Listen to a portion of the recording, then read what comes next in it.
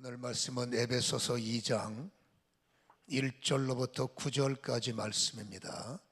그는 허물과 죄로 죽었던 너희를 살리셨도다. 그때의 너희는 그 가운데서 행하여 이 세상 풍조를 따르고 공중의 권세 잡은 자를 따랐으니 곧 지금 불순종의 아들들 가운데서 역사하는 영이라. 전에는 우리도 다 그 가운데서 우리 육체의 욕심을 따라 지내며 육체와 마음에 원하는 것을 하여 다른 이들과 같이 본질상 진노의 자녀이었더니 긍휼이 풍성하신 하나님이 우리를 사랑하신 그 큰 사랑을 인하여 허물로 죽은 우리를 그리스도와 함께 살리셨고 너희는 은혜로 구원을 받은 것이라. 또 함께 일으키사 그리스도 예수 안에서 함께 하늘에 앉히시니 이는 그리스도 예수 안에서 우리에게 자비하심으로써 그 은혜의 지극히 풍성함을 오는 여러 세대에 나타내려 하심이라. 너희는 그 은혜에 의하여 믿음으로 말미암아 구원을 받았으니 이는 너희에게서 난 것이 아니요 하나님의 선물이라. 행위에서 난 것이 아니니 이는 누구든지 자랑하지 못하게 함이라. 아멘. 오늘 인간이 어떤 모습인지 실체를 폭로하고 또 그 인간을 조종하는 사단의 세계를 본문은 우리에게 폭로해 주는 모습을 우리는 발견하게 됩니다. 인간을 허물과 죄 때문에 죽은 존재, 그러나 주님이 살리셨다. 2장 1절은 그렇게 기록하고 있지 않습니까? 허물이라는 것은 원문을 분석하면 미끄러진다는 거예요. 잘 살아야 되는데 미끄러지고 똑바로 가야 되는데 미끄러져서 자꾸 다운 죄를 향해서 음부를 향해서 자꾸 다운 이게 인간의 모습임을 허물과 죄가 인간에게 벗겨지지 않으면 육신은 살아서 숨을 쉬지만 생명의 근원 되신 하나님하고 거리가 멀어져요. 그러니까 이 땅에 살고 있지만 하나님에게 접근이 안 되면 영어로는 그렇게 말합니다. 살았지만 죽은 자들. 그렇죠? 그래서 주님은 어떻게 하든지 인간의 이 허물과 죄를 폭로시키고, 그리고 여러분 모든 사람들이 이 허물과 죄에서 미끄러진 자리에서 다시 출애굽을 반듯하게 살아가기를 하나님은 원하시는데, 자, 인간이라는 존재가 2절에 보면 그때의 너희는 그 가운데 행했다. 어떻게 행했어요? 세상의 풍조를 따랐다. 공중의 권세 잡은 자들을 따랐다. 그들은 불순종 아들들 가운데 역사하는 영이다. 이렇게 세 가지를 강조하는데, 첫 번째 인간들의 모습을 보세요. 세상의 풍조를 따른다는 거예요. 여러분, 풍조라는 원문을 해석하면 과거의 시간들, 오늘의 시간들, 미래의 시간들, 과거의 시대, 오늘의 시대, 앞으로 다가올 시대.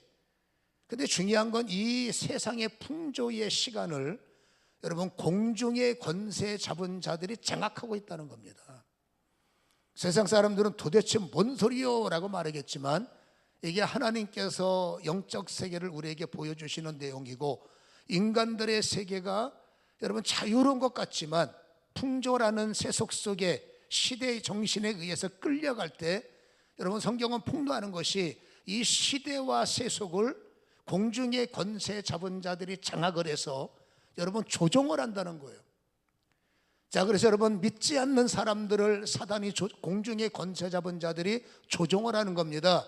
많은 것들을 조종하겠지만 우리는 여러분 영적인 일을 말하는 거니까 영적인 세계를 조종을 하는 겁니다.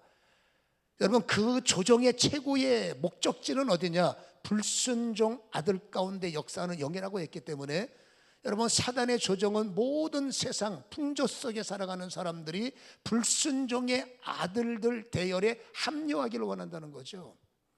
여러분 불순종은 뭡니까? 예수 안 믿는 거예요.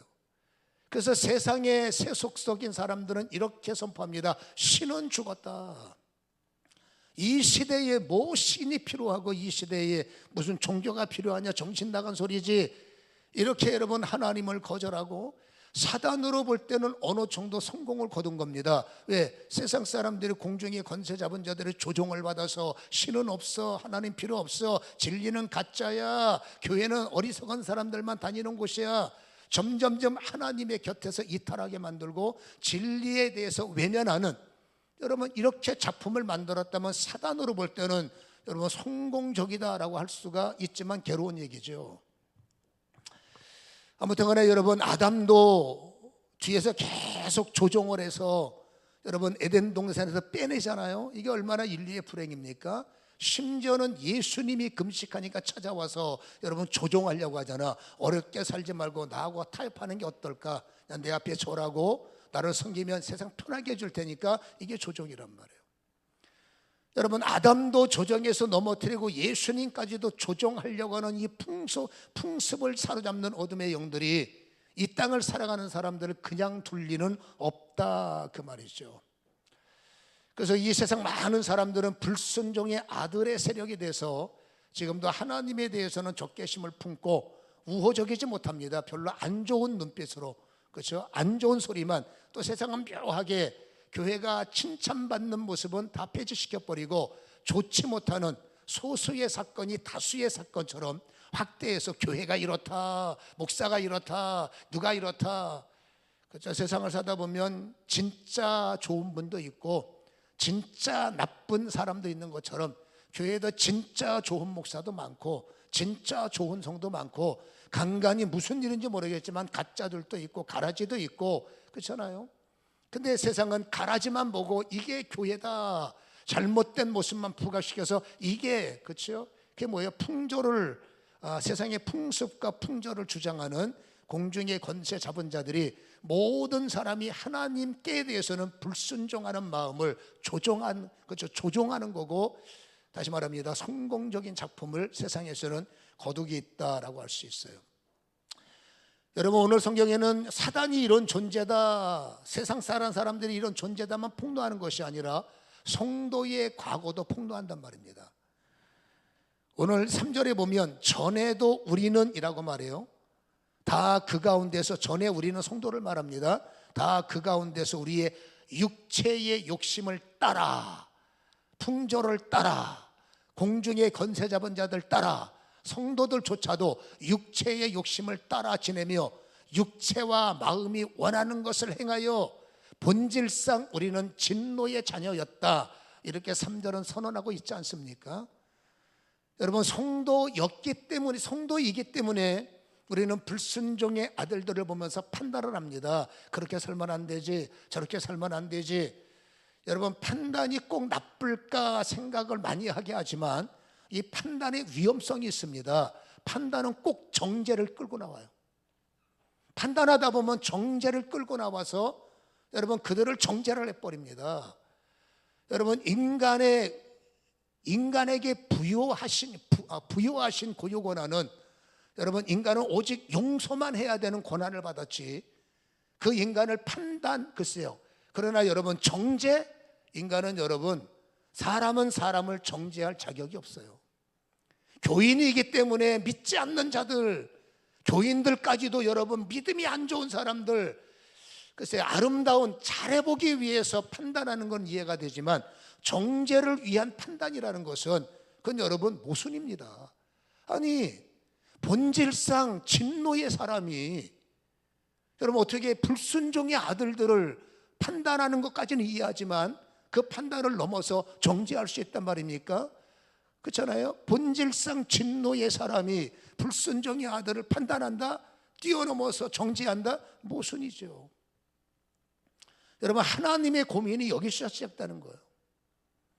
여러분, 믿지 않는 사람들, 믿는 사람들 차이는 딱 하나입니다. 여러분, 믿는 사람들은 용서받은 죄인이에요. 믿지 않는 사람은 아직까지 용서 못 받은 죄인입니다. 똑같이 죄인이에요. 불안한 것은, 하나님의 시작은 여기 있는 겁니다. 불안한 것은 우리가 여러분 교회 왔다고 이 안에 욕심이 사라집니까? 여러분, 저도 치열하게 기도하는 것 중에 하나가 여전히 여러분 이 육체의 소욕, 육체의 욕심이 따라다녀요. 교회 하는 일보다 세상에 재미있는 일 더 많은 것이 왜 모르겠어요? 그것보다 세상의 재미가 더 좋다는 걸 왜 모르겠습니까? 이게 육체의 욕심인데 이기려고 애를 쓰지만 여러분, 부르짖고 기도하는 것 중에 대부분의 많은 것들이 육체의 소욕을 달라고 기도하고 있는데, 내가 잘한다고 한 기도 제목을 분석을 해봤더니 육체의 욕심을 위해서 하나님 앞에 떼부리는 것들, 심지어는 금식까지 하면서 내놓으세요라는 기도 제목이 자세히 분석해 보니까 여러분, 육체의 욕심을 채우기 위해서 부르짖고 있는 것도 의외로 많다는 겁니다. 그러니 하나님의 고민이 여기 있는 거죠. 안 믿는 사람들이야 회개할 기회가 주겠지만, 믿는 사람들이라고 하면서 아직도 여러분 육체의 욕심을 버리지 못하고 신앙생활하고, 극단적 예일 수 있지만 육체의 욕심을 좀 채우기 위해서 혹시 하나님의 이름을 필요로 하지 않는 건지, 그렇죠? 그리고 우리는 열심히 판단합니다. 아무개는 어떻고 아무개는 어떻고 너는 어떻고 너는 어떻고. 여러분, 본질상 진노의 사람이, 불순종의 사람을, 아들들을 판단까지는 이해가 되지만 정죄는 다시 말합니다, 모순인 겁니다. 그러나 하나님의 고민을 멈출 수가 없는 거예요. 왠지 아십니까? 똑같은 거예요. 용서 받았다는 거 하나가 프리미엄이고, 용서 못 받은 사람은 뭐 받을 기회도 있겠죠. 근데 주님의 눈을 볼 때는 불안한 겁니다. 왜? 여전히 육체의 욕심을 끊어버리지 못하고, 어떤 거는 분석도 안 됩니다. 이게 욕심인지 정상인지, 말씀이 약하니까 분석도 안 되는 겁니다. 여러분, 인생을 쪼개는 건 말씀이거든. 빛이냐 어둠이냐, 맞는 거냐 잘못된 거냐. 여러분, 세상 풍조를 갖고 설교를 들으면 머리에 쥐납니다. 세상의 풍조에 습관된 마음을 갖고 교회에 와서 목사 설교를, 특별히 저 같은 사람 설교를 들으면 여러분 짜증이 충만해집니다. 이것을 유일하게 나눌 수 있는 것은 말씀이란 말이에요. 그래서 말씀이 나를 주도할 것 같으면 뭐 틀린 소리 아니네, 맞는 소리 하네, 그게 은혜가 되겠지만, 그러니까 이렇게 아직도 우리가 세워지지 못한 불완전한 모래성 같은 신앙의 사람들을 주님이 볼 때, 여러분, 주님의 고민은 시작될 수밖에 없는 거다. 왜? 결론으로 말하면 똑같이 심판받을 가능성이 남아있기 때문에 주님은 고민할 수밖에 없더라라는 것입니다. 여러분, 주님은 고민을 하다가 하나의 결정을 하게 됩니다. 불완전한 믿음의 사람들, 광야에 쫓겨나서 살아가는 저 많은 사람들, 주님은 어떻게 하든지 품어주셔야 되기 때문에 주님이 고민을 하시다가 하나의 결정하는 것이 바로 예정론이었음을 우리는 에베소서 강론을 통해서 계속 들어왔어요. 하나님은 예정론을 결정하셨고, 여러분, 결정하신 예수님, 결정하신 그 결정을 미루는 것이 아니라 바로 실행하셔서 때가 참에 예수님을 이 땅의 십자가 위에 보내셨고, 그 예수님은 십자가에서 죽으셨고, 그분의 피 흘리시는 모든 피는 바로 하나님이 해결해야 하는 육체의 욕심대로 살아왔던 죄덩어리들, 이 죄 때문에 자꾸 미끄러지고, 이 죄 때문에 엉뚱한 판단을 하고, 이 죄 때문에 판단을 넘어서 정죄하고 있고, 그렇죠? 내 눈에 들보는 안 보이고 남의 눈에 티만 보는 이런 웃지 못할 모습들이 저한테도 있어요. 여러분에게도 있겠죠. 그래서 주님은 여러분 미룰 수 없기 때문에 때를 정하셔서 이 땅의 십자가, 이 예수의 십자가의 대속적 죽음은 인간들의 모든 내심으로 풀 수 없는 죄의 목록을 예수님이 짊어지시고, 여러분, 죽으심으로 그 피가 짊어진 죄를 씻어냈고 포매시켜서 인류의 죄는 품에 떼었고, 믿는 한 사람들의 죄는 예수의 대속적 죽음 때문에 여러분 씻어졌다는 것을 우리는 알고 있다라는 것입니다. 이게 뭔지 아십니까? 나를 사랑하시고 나를, 인류를 긍휼히 여기시는 하나님의 큰 사랑 때문이다. 큰 사랑의 영향이다, 덕이다. 4절은 그렇게 말합니다. 긍휼이 풍성하신 하나님이 우리를 사랑하신 그 큰 사랑을 인하여 라고 말하죠. 하나님의 큰 사랑. 여러분, 큰 사랑을 다시 한번 분석하면, 여러분, 큰 사랑으로 인하여 여러분 하나님은 결단하셨고, 하나님은 실천하셔서 예수를 이 땅에 보내셨고, 예수님은 십자가에서 나를 위해서 못 박혀 죽으심으로 피 흘림 때문에 우리는 은혜를 입은 거예요. 그러면 하나님의 큰 사랑을 놓고 보면 이 예수님은 나 위하여 인류 때문에 속죄 제물이 되셔서 여러분 심판의 대상자가 되신 거예요. 여러분, 예수님의 심판의 대상자가 돼서 그냥 허무하게 죽었으면 그냥 스토리입니다. 역사입니다. 그냥 끝나는 거예요. 근데 하나님의 큰 사랑은 신비를 물고 왔어요. 예수님이 여러분 심판의 대상자로 끝난 것이 아닙니다. 여러분 5절을 보시기 바랍니다. 허물로 죽은 우리를 그리스도와 함께 살리셨다라는 게 대속이죠. 그리고 너희는 은혜로 구원을 받았다. 이거 좀 이따 나누기로 하고 6절 한번 읽어봅니다. 시작. 또 함께 일으키사 그리스도 예수 안에서 함께 하늘에 앉히시니. 자, 하나님의 신비가 여기 있는 겁니다. 예수님이 여러분 우리를 위해서 심판의 대상자가 되셨는데 이 심판의 대상자로 끝나신 것이 아니라 여러분 죽음을 극복하시고 기독교의 자존감, 기독교의 자존심이 예수 그리스도의 부활이잖아요. 성경을 함께 일으키셨죠. 이걸로 끝나는 것이 아니라 하늘 보좌에 앉히셨다. 여러분 주님이 하늘 보좌에 앉으셨다는 것은 무엇을 말합니까? 여러분 심판의 주로 앉으셨다는 거예요.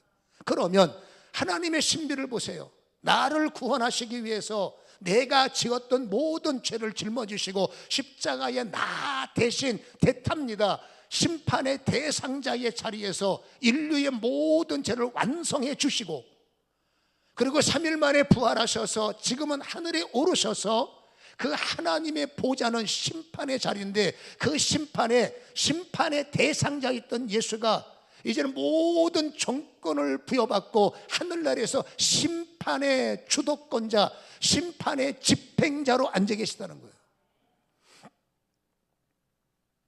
여러분 이거 굉장히 중요한 말입니다. 예수님이 친히 여러분 나를 사랑하셔서 이 땅에 오셨어요.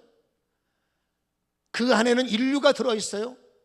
나를 사랑하신 그 인생을 보면 수 없는 심판받을 죄목들, 이거를 주님께서 짊어지셨습니다. 주님은 짊어지지 못할 짐이 없어요. 그거를 짊어지시고 대속 십자가에 죽으시고 피 흘리심으로 그 피로 말미암아 이 모든 짐이 죄악들이 품에 지워진 거예요. 그리고 하나님의 놀라운 신비로 살아나셨고 그리고 기가 막힌 능력으로 하늘에 오르셔서 그 예수님이 죽으셨고 예수님이 살아나셨고 심판의 대상자가 심판을 선포하고 심판의 집행자로 하늘 보좌에 앉아 계시다는 거예요. 그러면 우리는 어떻게 될까? 생각을 해보자는 거예요. 우리는 어떻게 될까? 여러분 이 사실이 나에게 믿음으로 다가올 때 그 어떠한 힘도 나를 이길 수가 없는 겁니다. 그 어떠한 세력도 나를 하나님의 사랑에서 나눌 수 없고 예수의 품에서 나를 빼낼 수가 없는 겁니다. 누구도 나를 정죄할 수가 없는 겁니다. 왠지 아십니까? 심판의 주권자, 여러분 심판을 집행하시는 예수님이 여러분 나를 위해서 죽으셨고 나와 함께 그 자리에 앉기를 원하시는 미래적 사건이지만 이 사건만을 믿음으로 바라본다면 우리는 행운의 사람들이에요. 누구도 우리를 이길 수가 없음이 성경에 기록되고 있고 누구 나를 뺄 수 없는 게 마지막 심판은 주님인데 누가 이러쿵 저러쿵 그 쓸데없는 말 듣지 마세요. 하늘나라에서 써먹지도 못하는 말 듣지 마시고 성경에 기록한 팩트는 진리 아닙니까? 진리만 우리는 집중하시기를 주님의 이름으로 간절히 축원합니다. 그러면 나는 어떻게 됐단 말입니까? 해방됐다는 겁니다. 허물로부터 해방됐다는 겁니다. 죄로부터 자유하다는 겁니다. 해방된 나, 자유한 나, 할렐루야. 이게 하늘나라의 큰 사랑이다라고 말하는데 이 하늘나라의 큰 사랑을 잘 연구하시면 하나님께서 법령 하나를 만들어 버려요. 자, 하늘나라의 법령 하나를 만들어서 새롭게 선포하시고 그리고 이 하늘나라에 새롭게 선포된 법령은 누구도 이 의의를 제기할 수가 없는 겁니다. 왜? 하나님이 법령의 제정자요 하나님의 법령을 여러분 전체를 주관하기 때문에 누구 하나도 그런 법이 어디 있습니까? 세상에는 모르겠지만 하나님의 나라의 법은 누구도 손댈 수 없고 하나님의 결정을 누구도 이 의의를 제기할 수가 없는데 그 하나님이 하늘에서 큰 법령, 큰 사랑 때문에 큰 법령 하나를 만들었는데 그 법령이 뭐냐? 여러분 바로 이겁니다. 주님을 심판의 대상으로 보내셨고 주님이 이후의 모든 죄를 집행하시리라. 왠지 아십니까? 하나님께서 여러분 우리를 바라볼 때 여러분 인간은 여전히 본질상 진노의 대상자들인 거예요. 은혜를 받을 때는 고백이 아름답고 은혜를 받을 때는 눈물을 흘리고 은혜가 될 때는 잘해보겠다고 애를 쓰지만 그 은혜가 내 가슴에서 오래 머물질 못해요. 은혜 받은 사람이 가는 곳에 또 다른 은혜가 기다리고 있고 은혜 받은 사람이 가는 곳에 또 다른 선지자가 기다려서 나에게 은혜를 연결하면 참 좋겠지만 안타깝게도 내가 살아가는 현상은 그러질 못하고 은혜를 받고 세상에 나갔더니 여기도 공중의 권세 잡은 자들 저기도 세상의 풍습에 여러분 거짓으로 조종하려는 세력들이 우리를 정신없게 만들고 이러쿵 저러쿵 그렇잖아요. 그 다음에 또다시 우리는 믿음을 뺏길 수밖에 없는 이런 안타까운 처지. 하나님이 그걸 보는 겁니다. 하나님이 고민이 여기 있는 거예요. 그래서 하나님은 새로운 법령을 만든 겁니다. 왠지 아십니까? 인간은 하나님이 원래 공의의 심판대로 한다면 구원받을 사람이 한 명도 없는 거예요. 행위로 심판한다면 행위의 만족을 하나님께 드릴 수 있는 사람은 지구상에 예수님 빼고 없는 겁니다. 그래서 아까 읽었지 않습니까? 은혜로 된 거다. 구원은 은혜로 된 거다. 그렇게 말씀하시면서 8절에 너희는 그 은혜로 인하여 믿음으로 말미암아 구원을 얻었으니 이것은 너희에게서 난 것이 아니다. 너희에게서 난 것이 아니다. 너희는 안 돼. 오직 하나님의 선물이다 라고 말하는 것은 9절의 결론이죠. 행위에서 난 것이 아니니 이는 누구든지 자랑하지 못하게 합니다. 행위에서 난 것이 아니고 누구든지 자랑이 안 된다는 것은 자랑이 안 된다는 것을 뒤집어 보세요. 여러분 인간은 자랑 갖고 구원받지 못한다는 거예요. 인간은 입만 열면 내 자랑이에요.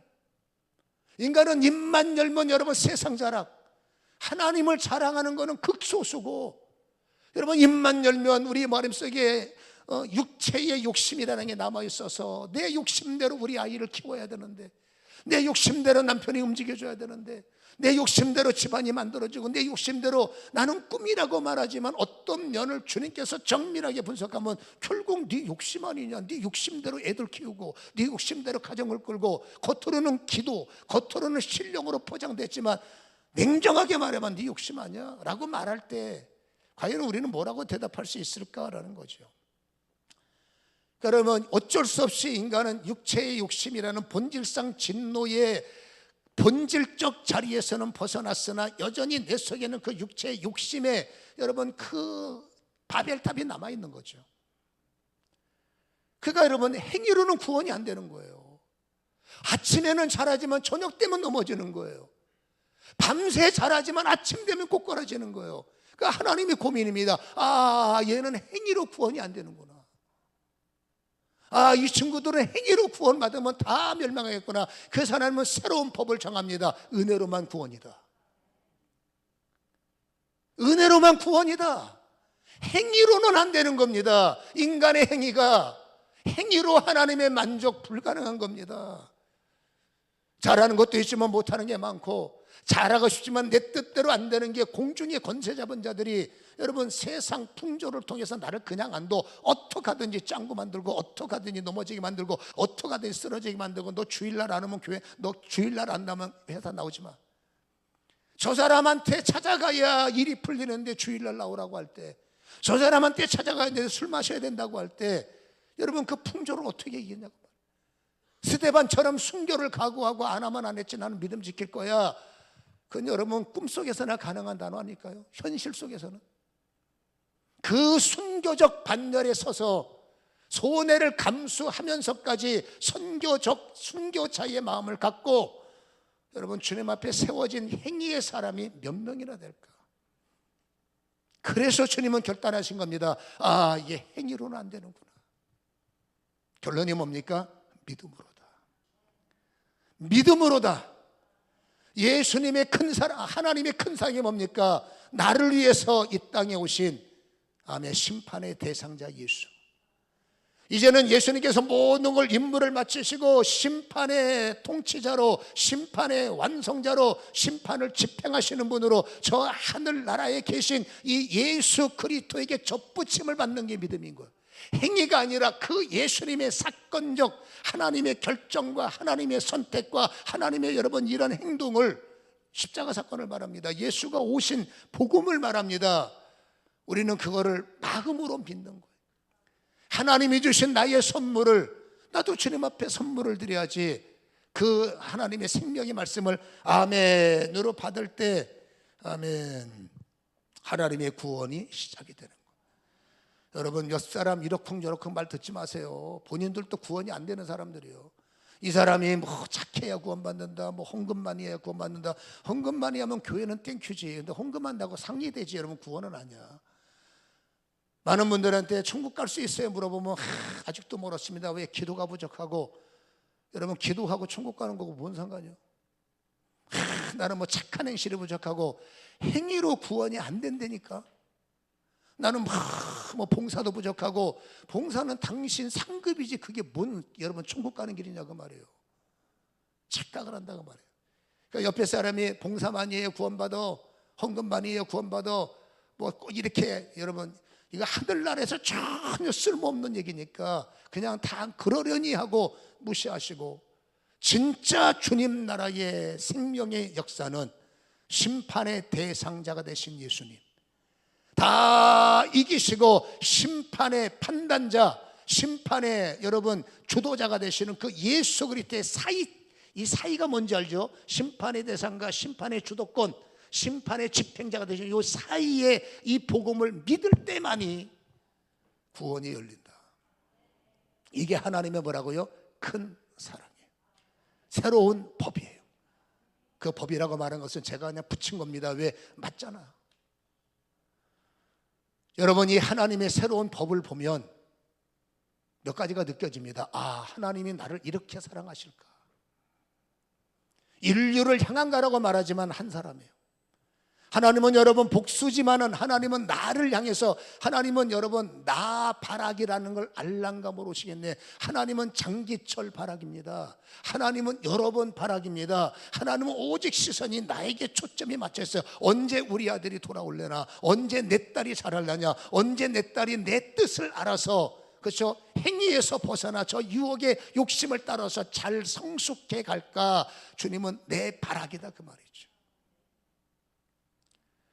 무엇 때문일까요? 하나님은 나를 포기할 수가 없는 거예요. 하나님은 결정하셔. 내가 무슨 일이 있어도 너는 구원시킬 거야. 여러분, 나를 포기할 수 없고 내가 주님 앞에 너무나 소중한 존재였기 때문에 그냥 우리가 편리한 대로 해석하자면 하늘의 법을 바꿔서라도 행위 갖고 안 되니 행위 구원이 아니라 내가 정해놓은 이 원리를 믿으면, 네 마음에 믿으면, 입으로 시인하면 너는 구원을 받게 할 거야. 이게 하나님의 마지막 양보입니다. 더 이상 양보할 게 없는 겁니다. 근데 안타까운 건 이마저도 우리는 무슨 말인지 몰라요. 이마저도 웃기는 이야기죠. 복음을 말하면 아유 되기나 잘하세요. 복음을 말하면 그 말 같지 않은 소리를 목사님은 하세요. 많이 들었어요. 여러분, 용서 받아본 경험이 없기 때문에 하는 말이니 언젠가는 이 사람도 나처럼 복음을 말할 수 있는 그날을 머릿속에 그리면서, 저도 여러분 복음을 거부했던 사람이니까 그렇잖아요. 그러나 중요한 것은 하나님은 당신을 절대 포기하지 않는다. 하나님은 무슨 일이 있어도 당신을 끌어내서 하나님의 자녀를 만들 거다. 이게 하나님의 진리기에 급한 마음으로 두려워하지 마시고 바쁜 마음으로 무리수 두지 마시고, 구원은 꼭 하나님께 속한 것이기 때문에 끝까지 믿고 그 영혼을 주님 앞에 올리고 내 자신도 끝까지 주님의 진리를 깨달을 때 잊지 마세요. 나는 하나님에게 너무나 소중한 존재였구나. 하나님은 나를 절대 포기하지 않으시는구나. 여러분, 이 중요한 팩트를 가슴에 깨달으시고 여러분 주의 손을 잡고 공중의 권세 잡은 자들 조종을 벗어나서 우리는 거꾸로 성령의 조종을 받는, 진리의 조종을 받는 이런 변화의 사람이 되시기를 주님의 이름으로 간절히 축원합니다.